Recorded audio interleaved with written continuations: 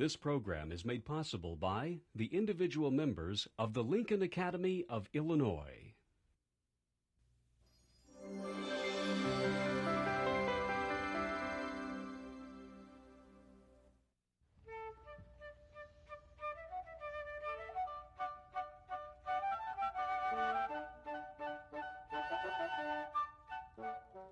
From the Illinois State Library in Springfield, the Lincoln Academy of Illinois presents the Convocation and Investiture of Laureates for the year 2000, a tradition of leadership. A public servant who improved the lives of working men and women in the United States. A pastor whose compassion has touched the lives of thousands tormented by alcohol and drugs. A business executive whose commitment to social service is making his community a better place to live and work. A sports hero who shares his inspirational story with millions around the world. A farmer who went to Capitol Hill to work for American agriculture. And an author and lawyer dedicated to the integrity of the legal system and whose novels have thrilled millions. As laureates of the Lincoln Academy of Illinois, these remarkable individuals have gathered in historic Springfield to join a 35-year tradition of leadership, recognizing personal achievement and service to humanity. Patterned upon the learned academies of Europe, the Academy was founded to honor Illinoisans whose lives reflect the spirit of Illinois' most famous son, Abraham Lincoln. The basic purpose of the Lincoln Academy is to award the Order of Lincoln, which is the state's highest award, to Illinoisans either by birth or residence who have brought great distinction to our state by their deeds. Unique among the 50 states, members of the nonpartisan, not-for-profit Lincoln Academy are appointed by the governor, who also serves as its president. Each fall, the laureates are chosen from 10 fields of endeavor: agriculture, arts and the performing arts, business, industry and communications, education, government and law, labor, medicine and science, religion, social service, and sports. They are awarded the Order of Lincoln Medallion, the state's highest award for individual achievement. Its colors of red, violet, and green symbolize the state bird, the cardinal, the state flower, the violet, and the leaves of the state tree, the oak. In addition to its laureates, the Lincoln Academy also honors potential leaders of tomorrow by recognizing the outstanding senior students at each of Illinois' four-year colleges and universities in ceremonies held each fall at the Illinois State Capitol. Now for the key part of the convocation, the traditional ceremony where we recognize the work of famous Illinois citizens by birth or residence. The new laureates have been selected by the officers, regents, general trustees of the Academy in a procedure that commenced early last year. I now ask Mr. Thomas Johnson, a general trustee of the Academy, read the citation for Laureate Lynne Martin. Lynne Martin was born in Illinois, educated in the schools of Illinois, graduated with honors from the University of Illinois, taught in the classrooms of Illinois, and has brought honor to the people of Illinois by a lifetime of service to her community, state, and nation. Since it all began in 1976 when she was elected to the Illinois House of Representatives, it is a happy coincidence that these ceremonies are held here today in the shadow of the Capitol building. Her career as a legislator was wildly successful, and she moved from the House chamber across the Capitol to the Senate and then across the nation to the Congress, bringing to politics what, if she had been a musician, would have been called perfect pitch. In 1991, Lynne Martin was appointed by President George Bush to become our nation's Secretary of Labor, and she has worked tirelessly ever since to foster a highly skilled American workforce, to enhance the role of women in the workplace, and to increase the security of America's working men and women in today's rapidly changing, truly global economy. Ladies and gentlemen, a laureate of the Lincoln Academy and proud daughter of the land of Lincoln, the 21st Secretary of Labor of the United States, the Honorable Lynne Martin.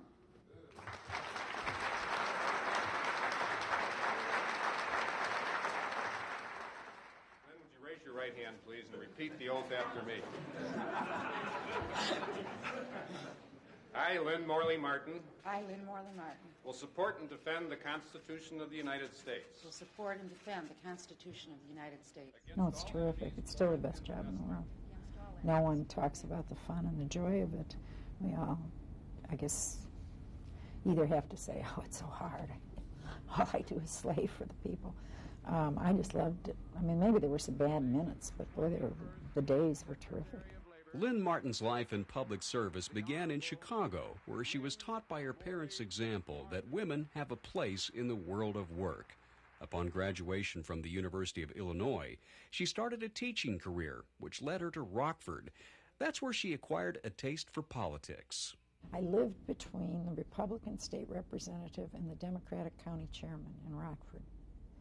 And had I not moved to Rockford, I don't think I would have been in politics. I think for a woman in Chicago, it would have been just too difficult to be involved. First of all, there was only one party, and you don't have as many choices that way.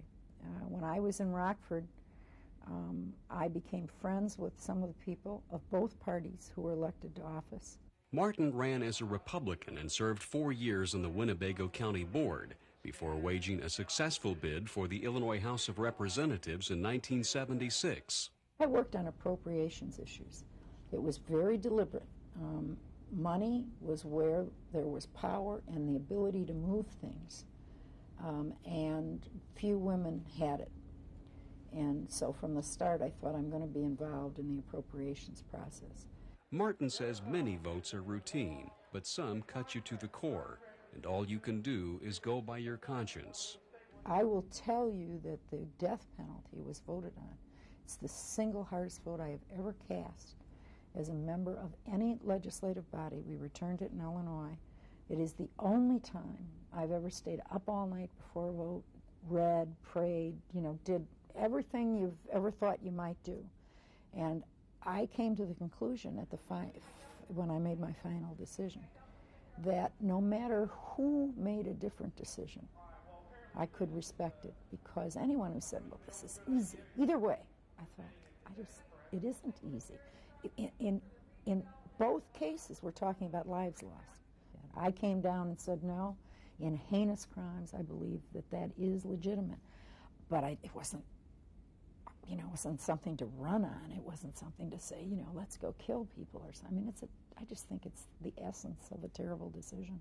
Martin won election to the Illinois Senate in 1978, and 2 years later, she headed for the nation's capital to represent her Northern Illinois House District in Congress.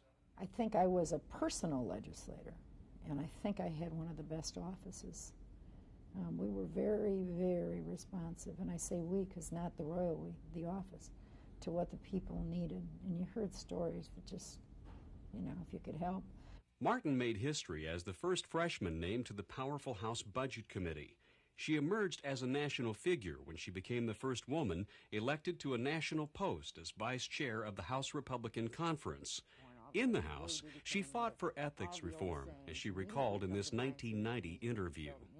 When I got there, anybody who worked for Congress, if you were an African American, if you were a woman, you had absolutely no backup if there was racial or sexual discrimination. I mean that's hard for us to believe. When the Congress passed the Civil Rights Act in 1964, how did it exempt itself? But it did. That took 5.5 years. I think there's still some people not talking to me. Martin lost a Senate bid in 1990, but the loss opened the door to being appointed U.S. Secretary of Labor by President George Bush. Secretary Martin will help make the American workplace safer, healthier, and more secure, and serve this department and the country as a powerful force for good.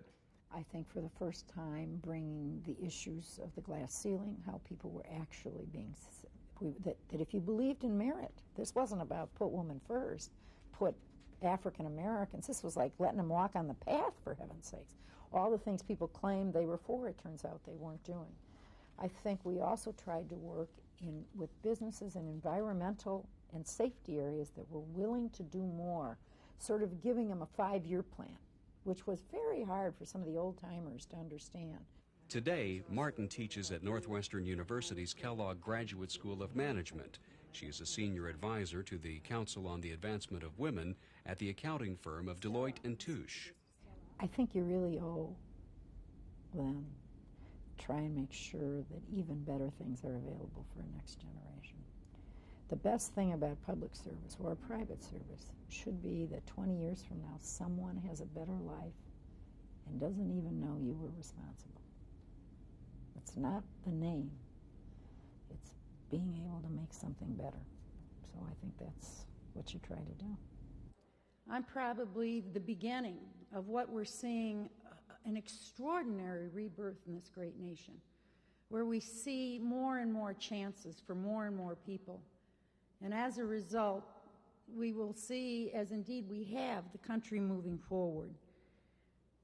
So I know I am here representing, in many ways, the women who often so quietly did so much, the women who worked at home, the women who worked in our hospitals, in our schools, the women who often weren't in the business world, but made this nation and the world a better place to be. And it is in that spirit that I so willingly and happily and joyfully accept the honor that you have given me this evening. Thank you very much. Born on Chicago's South Side, Monsignor Ignatius McDermott, Father Mac as he is affectionately known, has devoted his life to God and to saving men, women, children, and families from the devastation of alcohol and drugs. As director of Holy Cross Mission, Father Mac nightly walks Skid Row to minister to those addicted to alcohol and drugs. Alcoholics are not criminals, he declared, but rather sick people needing treatment. It was a new idea, and one put into practice when Father Mac co-founded Haymarket House, a 20-bed shelter with Dr. James West in 1975. Haymarket House has evolved into a state-of-the-art facilities administered by the McDermott Center and supported by the McDermott Foundation, both founded by Father Mac to support and develop substance abuse treatment programs. Each year, thousands of patients from all walks of life are given renewed hope through Haymarket House's comprehensive residential and outpatient treatment programs. Father Mac is alive with love for those troubled by addiction. He has devoted his life to restoring health to the sick, dignity to the degraded, and spirit to the heartsick. It is my pleasure to announce the Laureate Award to Father Mac.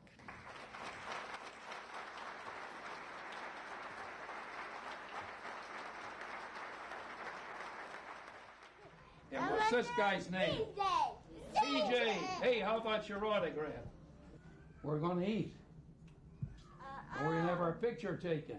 We call it the Holy Innocents, W-H-O-L-L-Y, Holy Innocents. We baptized that, and these are the children who are the offsprings of the women we are privileged to serve. They're in residence here, and during the daytime, they're at our daycare center. Hey, how you guys doing? Hungry. Hey, you're hungry. These happy, healthy children, born to mothers who battle addiction, are living proof of the success of Chicago's Haymarket House, one of this country's foremost alcohol and substance abuse treatment centers.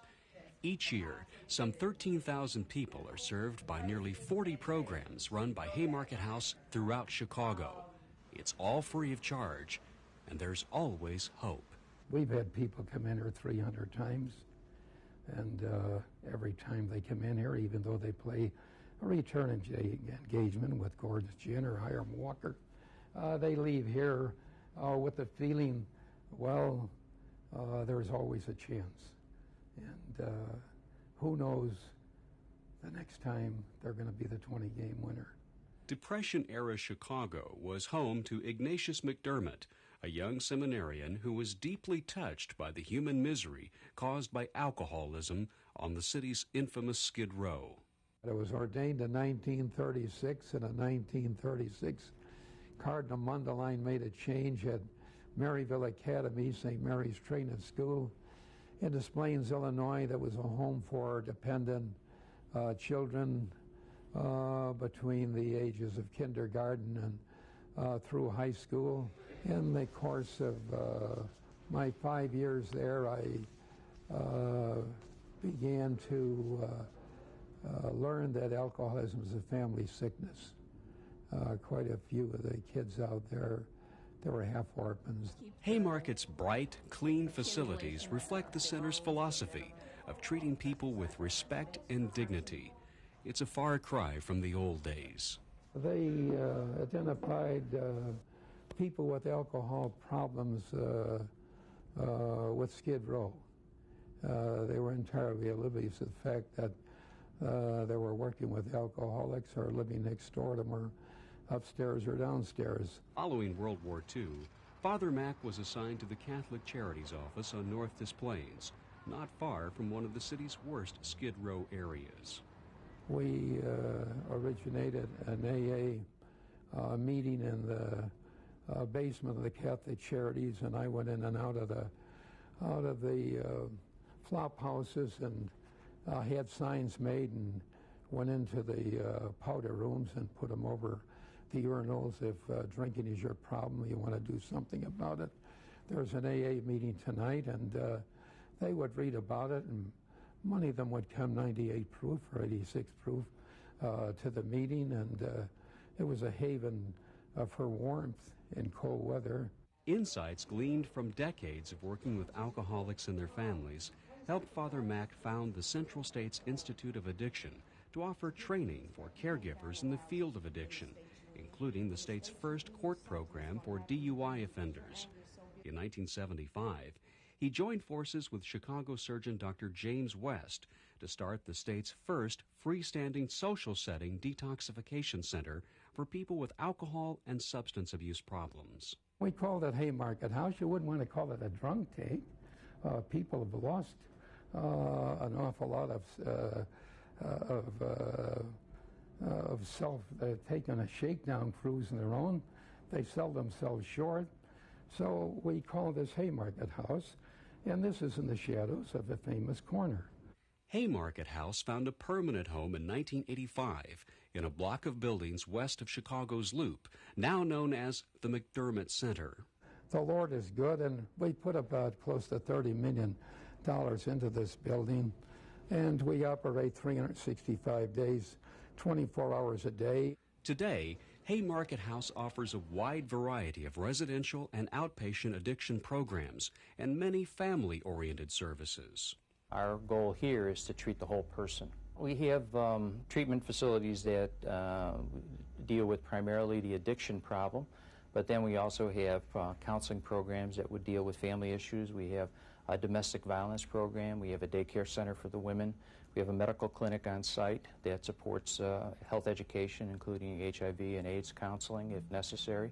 We have a detox facility for men and for women. We have some specialized program for women, including a prenatal program, and that was started in 1990, and to date we've had almost 700 babies born drug-free as a result of that program.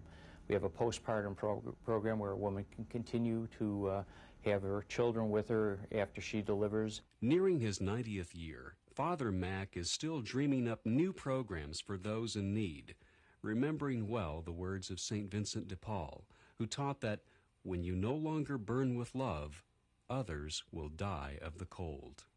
Thank God for having allowed me to live this long and to be sensitive to the needs of his hurting humanity. May our dear Lord continue to endow all of us with his most potent parlay of benedictions, health of body, and shalom of soul. Our gratitude will ever remain green in the hall of our daily feeble prayers. Thank you. Andrew J. Mckenna is Chairman and Chief Executive Officer of Schwartz, an international distributor and printer of paper products, and a highly and widely respected executive who has volunteered his considerable expertise in support of numerous civic, cultural, and charitable causes. Scores of leaders seek Andy's wisdom. The Chicago Tribune reported in May of 1999 that Mr. McKenna manages more commitments than most heads of state. Mr. McKenna is equally well known for his civic and philanthropic work. He is chairman currently and has been since 1992 of the University of Notre Dame. He serves currently as chairman of the Economic Club of Chicago, a director of Children's Memorial Hospital, the Lyric Opera of Chicago, the Big Shoulders of the Archdiocese of Chicago. Andy McKenna and his wonderful wife, Joan, and their 7 children have touched the lives of legends of Illinois citizens. And now, Andy McKenna has well earned this award. Thank you.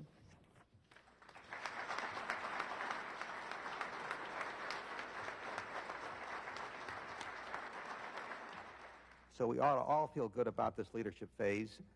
$470 million is a remarkable number, but we also have a ways to go. We have hope for it, modest concern, but looking at this audience here and throughout this country, we will make it. I know we'll make it. Thank you. I think it's important in life to be able to sort things out and know what's important and what's not important. But once you've sorted things out, I tell people they have yes in your vocabulary more than you have no. I think that's important. I think to always say yes to opportunities. Andrew McKenna has always said yes to hard work on the job and in public life. He held a variety of jobs during high school and worked 4 jobs during his first year of law school at DePaul University. Joining Schwartz Paper Company as a salesman, he became the first non-family member to direct the company, which he purchased in 1967. It's a diverse company, and probably the name Schwartz Paper doesn't do it justice. When I joined the company, its principal business was paper distribution and supplies. Since that time, and we're still engaged in that business, but since that time we're in the printing business. We have 5 printing plants around the country. We have a decorated paper segment called Exeter, who are in very specialty types of paper. We're in the point of sale business. We have a segment of our company called Schwartz Worldwide, where we are a point of sale agency for major advertisers. McKenna stresses teamwork in an open and flexible environment where employees are empowered and involved in a company committed to the community it serves. I think corporations do have a soul, S-O-U-L, soul, and I think it's important that we extend that. Obviously, a lot of the important agencies that are vital to a community have always had government support. Today, there just isn't enough government support for most of those agencies, and they have to appeal to the private sector. And I think we in the private sector need to step up to these things. I think we have to help provide leadership. McKenna is an active participant in the civic life of Chicago, where he chairs the Economic Club and leads the Commercial Club's Chicago Metropolis 2020 effort. It's a comprehensive look at education, economic development, taxation, governance, transportation and land use, and housing to ensure the preeminence of the Chicago metropolis in the year 2020. There was a plan developed by the Commercial Club called the Burnin Plan. And the Burnin Plan led to some of the wonderful things about Chicago today, our lakefront, our park system. As we go into the 21st century, there's a lot of issues that we need to deal with, and we think that the private sector has to step up and be important in those areas. We think it's vital for the future of the region. We're trying to be proactive and not reactive, and we've had wonderful support, not just only financial support, but involvement. I mean, we have a wonderful group of people who provide a great mix and are deeply, deeply committed. The Archdiocese of Chicago's Big Shoulders Fund is one of many commitments McKenna has made to civic, community, and philanthropic boards in Chicago. He is a director of Children's Memorial Hospital.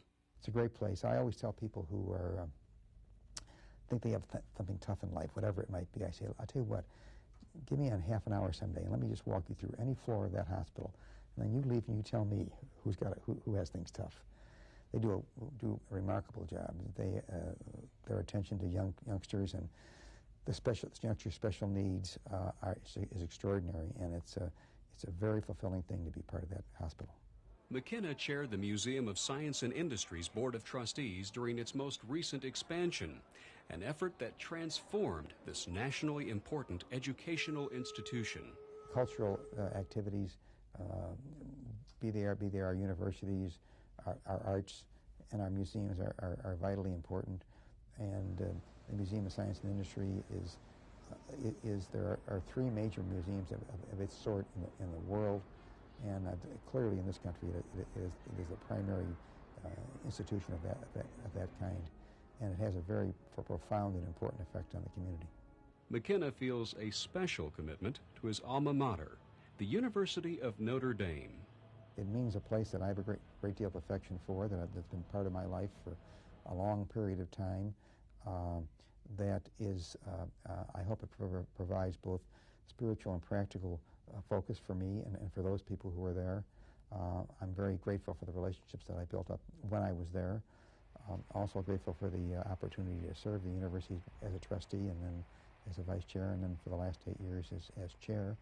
So it's been a great opportunity for me to be involved with this, not the university, but people who are connected with it. And it's something which I hope in some very small way that I was helpful in helping them focus on the road that they go down now. McKenna's management skills are also in demand on the boards of major corporations like insurance giant Aon, McDonald's, the Tribune Company, and sports teams like the Chicago Bears and Cubs. How does he find the time? You have to be respectful of the time constraints that you need to place upon yourself and to discipline yourself with. But once you focus that I'm going to be able to devote this much time to my family, this much to my profession or my work, whatever it might be, and this much to community endeavors, and then to continue down that road and know how to say yes and not just to say no.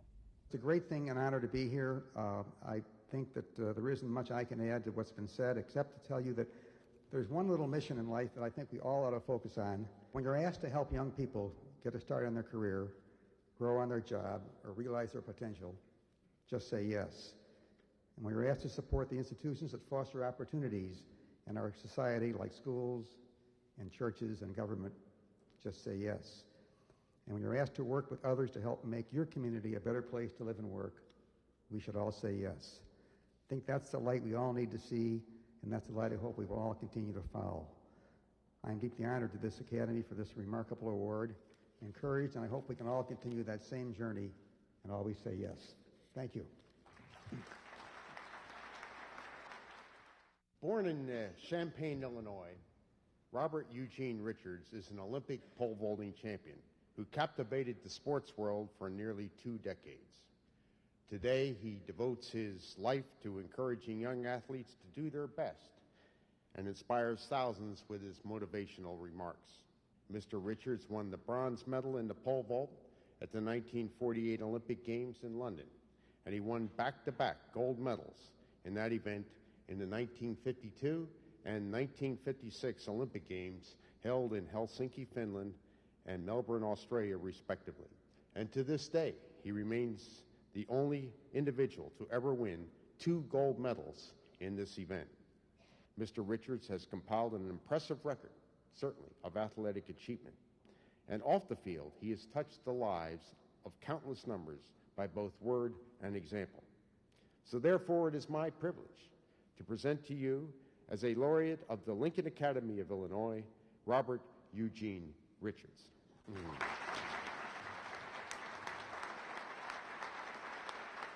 I think I got one of the greatest push-offs of my life. And when I went over the crossbar, this enormous roar of the people in the background, their hands are up like this, screaming and yelling, and I'm like this. I practically went back up over the crossbar again. Reliving his first of 2 gold medal Olympic performances, Illinois sports legend Bob Richards is living proof that anyone can be inspired to be a champion. Well, I was probably the most unlikely kid to ever be an Olympic champion ever. When I was 15, I weighed 91 pounds, 5 feet tall, and was slow.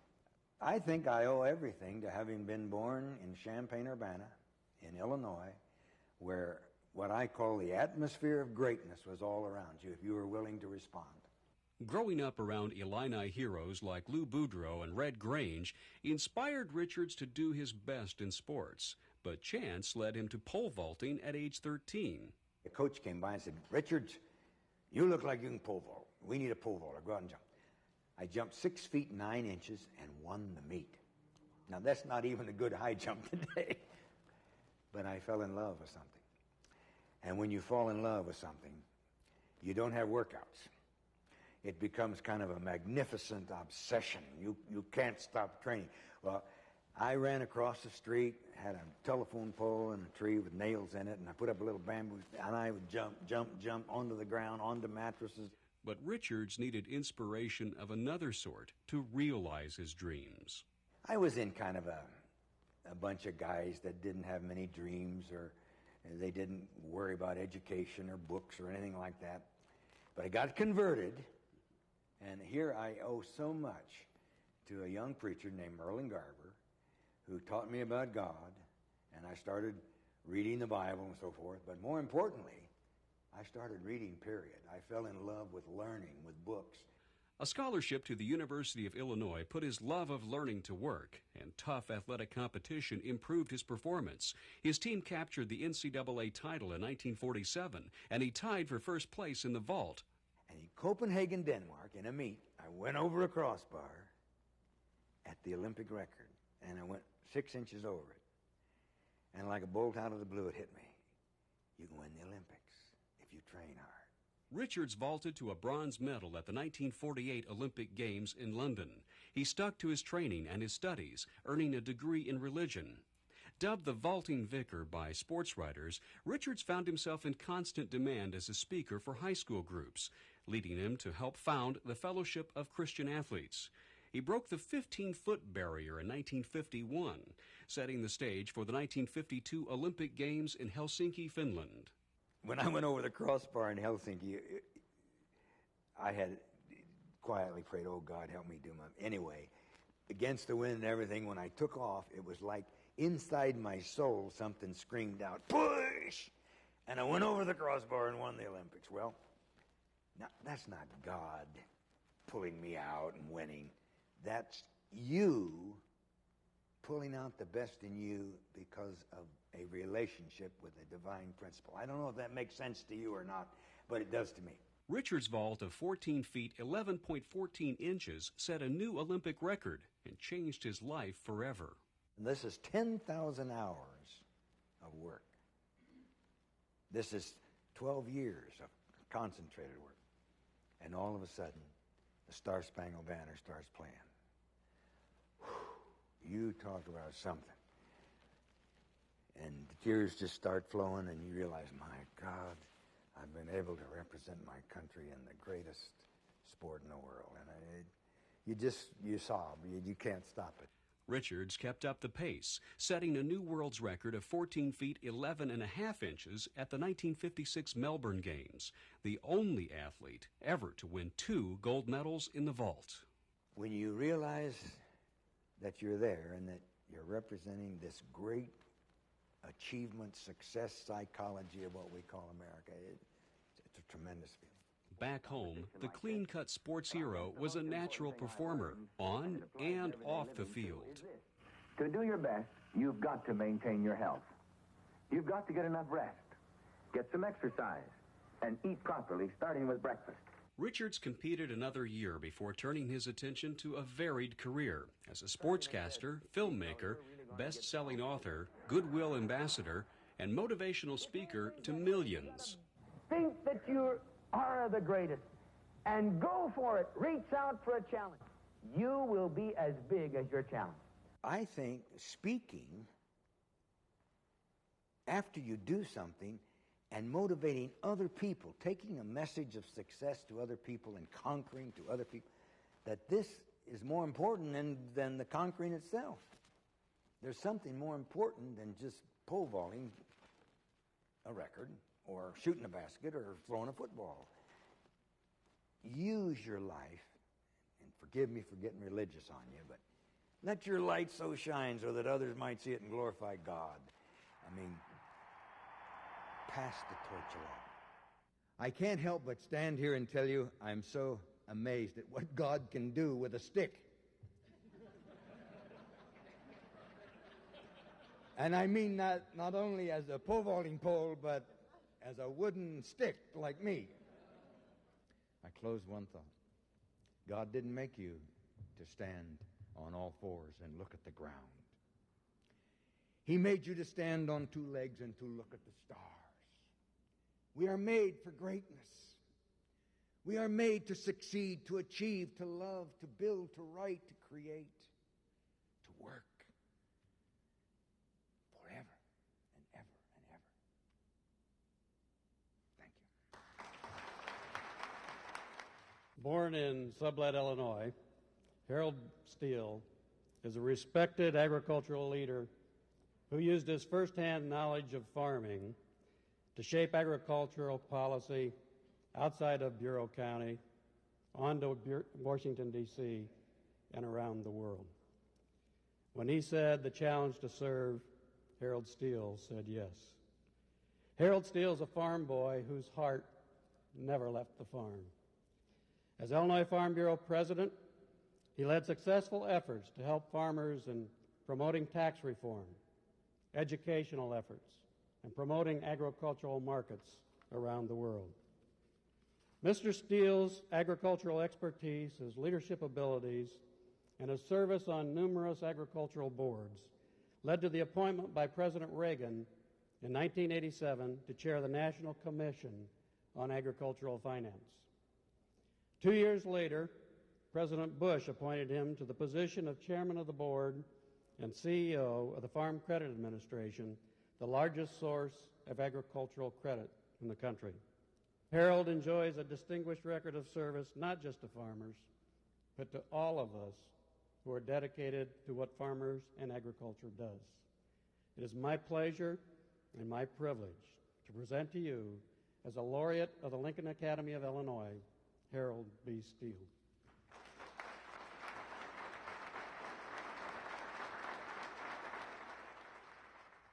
My dad used to go out in the field in the morning, and he'd have a sack of seed corn there that he'd sit on to get to the field.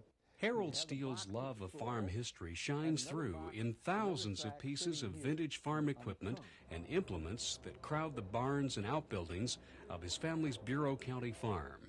It's a showplace for the Prairie State's proud agricultural history, built by a man whose convictions are deeply rooted in the rich, dark earth near Dover, Illinois.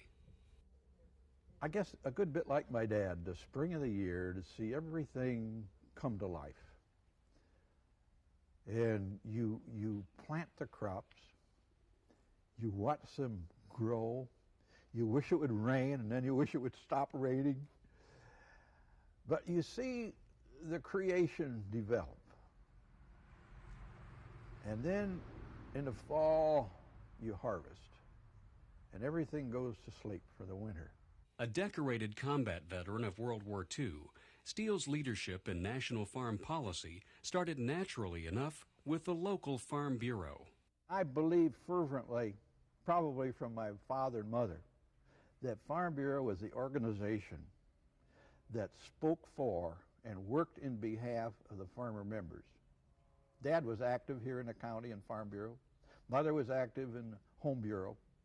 So I suppose that's what instilled me to say, here's a place where I should be able to do something to help agriculture.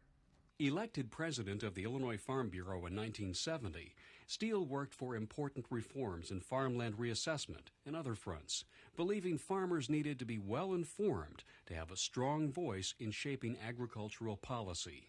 Legislative, marketing, information, basic ingredients that farmers need. They're the lookout point. When I was with Farm Bureau in Bloomington, the state organization, as we talked as staff and as we talked as a board of directors that set policy, we have a responsibility to give heads up to the members about what's coming down the road, what they should look for, because we felt we were in a position to really know what's coming. They're busy producing and selling. It was our responsibility not only looking after their current needs that they realize, but also what's coming over the hill, what's coming down the road, what's coming ahead of them. Higher farm productivity spurred Steel to seek new international markets for Illinois farm products in places like China and the former Soviet Union. We knew that one of two things had to happen: cut back production or open markets. And we knew that, just like in the Army, the worst thing you can do is a holding force or retreat. The best thing to do is surge ahead, advance ahead. The same is true with agriculture. You don't want to say cut back production. You don't want to say do a poor job. Do the best you can. Increase it, and we'll find a market. And that's what we try to do. The farm crisis of the 1980s put Steel's leadership to the test. Thousands of farmers went out of business, and the nation's farm credit system teetered on the brink of collapse. The farm credit system then unfortunately followed a new system of collateral lending. And when the interest rates went out and land values dropped in half or more, it was tragic. The system almost failed. And the largest bank in the history of the United States, in Jackson, Mississippi, went into receivership. President Reagan called Steel to Washington in 1987 to head the National Commission on Agricultural Finance. 2 years later, President Bush tapped him to lead the Farm Credit Administration, which oversees the nation's farm credit system. His task was to restore the system's banks to financial health and to create an insurance company within the structure of the farm credit system to protect investors, lenders, and borrowers.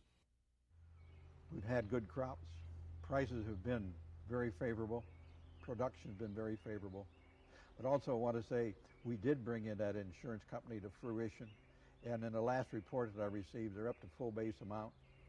And they have $1,400,000,000 to protect the investors in the farm credit system funds.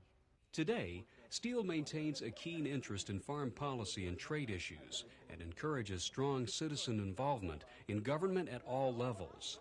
While he dreams of establishing a living farm museum for future generations, he's excited about tomorrow. Give her a hand. You have to be an optimist to be a farmer. And I don't say that frivolously or lightly, but I say it, first, you believe. I believe in God the Creator. I believe so much in our Constitution. I believe so much in our system. As I look at myself, I simply say I am a mere product of our great society, our great system, the great competitive enterprise system, and all that goes with it. The Constitution. Scholars have studied the constitutions of all countries on planet Earth, and there's one big difference in our Constitution to their constitutions. 3 words: we the people. And I have believed that if I do my best and if you do your best, then all of us will have the best. I've endeavored to accommodate that belief. And so on behalf of those people that I've been honored to serve with, of family and friends and colleagues, I gratefully and humbly accept this honor. Thank you. Born in Chicago, attorney and novelist Scott F. Turow has combined his love of writing with a devotion to the law to create compelling novels that have sold millions of copies and have been translated into 20 languages. In 1975, he entered Harvard Law School and turned the diaries of his first year into his first published novel, 1L, and an inside account of life in the first year at Harvard Law School. After graduating with honors in 1978, Mr. Turow served 8 years as an assistant United States attorney in Chicago, where he was lead counsel in the trial stemming from Operation Greylord, an investigation of judicial corruption, a great public service. But his love of writing was not to be suppressed. He wrote his first novel, Presumed Innocent, largely during his train commute. And he hasn't stopped writing, nor has he stopped practicing law. His legal work is sometimes life-altering. In 1995, he successfully urged the Illinois Appellate Court to reverse a murder conviction, paving the way for a man's freedom after nearly a dozen years in prison. It is my privilege to present to you, as a laureate of the Lincoln Academy of Illinois, Scott F. Turow.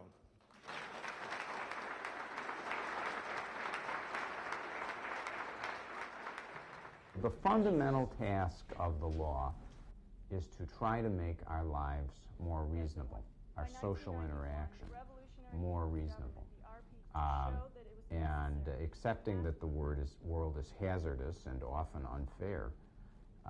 You know, the law's job is to try to improve on that a little bit, and trying to regulate a society as diverse and complex as ours, with needs that are, you know, incredibly varied, it's an amazingly difficult task. The law makes for amazingly powerful and popular fiction in the hands of Chicago lawyer and writer Scott Turow. Turow's legal thrillers have sold some 20 million copies, making him one of the most popular, if not most easily recognizable authors in the world. Hi. Oh, the new Scott Turow book I ordered. Thanks. Hi. You ordered my book yesterday? Thank you. And Turow knew as a child that he wanted to be a writer, and credits his mother with giving him an early appreciation for American classics like Huckleberry Finn. The vivid characters and unexpected twists of plot penned by Charles Dickens also left a lasting impression. I hope that the unexpected goes to reveal character, so that it's both entertaining in the sense that it's almost as surprising as life, and yet, looking backward, you can say that that's plausible and consistent and indeed, as I said, a revelation. Turow majored in English at Amherst College and later taught creative writing at Stanford University. But his profound interest in the law led him to Harvard University in 1975. He chronicled the experience in 1L, an inside account of life in the first year at Harvard Law School.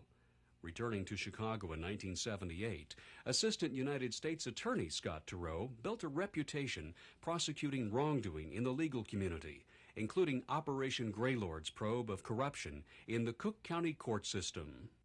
Being a judge is a job that carries such esteem that if you can create a situation where those who sit on the bench are no longer tainted by suspicions, then, you know, the good judges, the many good judges would prevail, and the system there would be reformed. And I frankly think that's what happened. I think not only was Greylord great law enforcement, it was also, although I don't think this is the role of prosecution, it was also great social reform. Turow says he owes his wife Annette an enormous debt for believing in his writing enterprise and supporting his decision in 1982 to spend $2,000 on a computer to finish a novel that he started drafting during his daily train commute. Published in 1987, the novel was presumed innocent, which stayed on the New York Times bestseller list for 44 weeks and inspired a 1990 hit movie. There isn't that a word in the spoken language of any nation that could possibly comprehend my shock. You know, I was standing right outside this door when I got a phone call from Hollywood, and it was my agent, and I was being offered more money for the film rights to Presumed Innocent than I had made in all the years that I had worked as an assistant United States attorney put together. And I said, what should I do? He said, turn it down, there'll be more. And I said, okay, no. And I put down the phone. I was, you know, I was both elated by my independence, and I was just overcome by the ironies of this. 4 more novels followed in the 90s, along with a host of literary awards. Yet Turow remained deeply committed to the law as a partner in a major Chicago law firm specializing in white-collar criminal litigation. His considerable pro bono work there resulted in a new trial that ultimately freed Alejandro Hernandez from Illinois' death row for a crime another man confessed to. I was shocked and white hot with anger. I regard the second and third Hernandez trials as complete travesties. Governor George Ryan has sought Thoreau's expertise for a special committee studying the state's capital punishment system. This after 12 other people, including Hernandez's co-defendant, were freed from death row. Thoreau continues honing his skills as a writer, intrigued by his increasing vision of the extraordinary tension between life and the law. You know, as far as I'm concerned, it's a constant effort to perfect craft, not only sentence by sentence, which is where I really concentrated as a younger person, but more and more in the whole, the organic, you know, sort of creature that's the novel. You know, there are advantages to getting older. You've learned something along the way. So I just want to keep telling the tale. The land of Lincoln is not simply the place that I live, but is also the site, really, of my imagination. It has been a happy place for us to return to, and for me in particular, because, in point of fact, Illinois, Chicago have really been my subjects as a novelist, and I'm blessed by the reception that they've received. Finally, in receiving this honor and acknowledging happy choices, I have to acknowledge the happiest one that I made, that is, who I married. Thank you, Annette. Governor George Ryan, the Academy's president, was unable to attend this year's ceremonies because the legislature was still in session. He was represented by Bridget Lamont, Director of Policy Development for the Office of the Governor. I do want to say to our new laureates that the Order of Lincoln is a measure of your actions. It's a measure of the simple acts and the great things that you have left in your wake. Lynne Martin, there are many ordinances and laws on the books today which help families and children bear the imprint of the work of Lynne Martin, your compassion and your understanding. To Monsignor McDermott, known by many as Father Mac, and to his countless friends, you have found countless riderless horses and their unconscious owners by the side of the road. Like Lincoln, you have saved many lives. To Mr. McKenna, who's held and continues to hold seats on numerous civic and philanthropic boards because you see past the bottom line. You have looked into the eyes of your fellow men and women, and you have helped fill their needs. Bob Richards, your abilities and your dedication have vaulted you, our speechwriters said to the governor and me, no pun intended, to Olympic victory. Your gold and bronze medals have laid the foundation for a life of inspiration to others through your founding and your continued work with the Fellowship of Christian Athletes and your innumerable acts on behalf of young people. Herald Steel, you remind us tonight that this is a state of agriculture, and you have done what most farmers never get a chance to do. You have spoken directly with the President of the United States to talk about the plight of the American farm family and what many families are facing here in Illinois. Scott Turow, a terrific Illinois author. While you continue to publish, Scott retains a commitment to the law and the principles of freedom. You've devoted countless hours to those simple acts that have served so many people well and the legal representation that you've provided to the indigent in Chicago. On behalf of the Governor of Illinois and his wonderful wife, Lynne Ryan, and all of us who represent government, let me say how proud we are of all of our laureates, of everything that you have accomplished in your lives, and the honor that you bring to our great state. Thank you very much.